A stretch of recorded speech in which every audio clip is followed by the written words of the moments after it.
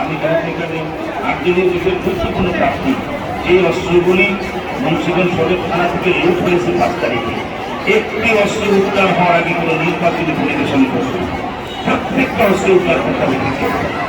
কারণ অস্ত্র এটা সোনামুখী সই না, এটা হারিয়ে যায় নাই, এটা সন্ত্রাসীদের হাতে আছে। ওরা তারা আমি ডিসিকে বলেছি আপনার লাঠির প্রয়োজন 5,000 লাখের পিছনে লাগবে, আপনার সকলকে এই সহযোগিতা করতে সেটা আমরা দিতে পারবো। কিন্তু কোন পেশি শক্তি কালকাতার বাড়ি সন্ত্রাসী চাঁদাবাদ সমাজে যারা বিপর্যয় সৃষ্টি করে তার কারণে আপনারা অনেক খুশি আছেন আপনাদের বাচ্চাগুলিকে ওনাদের হাতে ছেড়ে দিয়েছেন। ইনশাআল্লাহ আদর্শ বাচ্চা হবে এবং মনে রাখবেন আরেকটা কথা আমি স্পষ্ট করি, বাংলা পৃথিবীতে যেটা ঘটে সেটা কিন্তু লোকেও কিন্তু ধারণা দিতে হয়।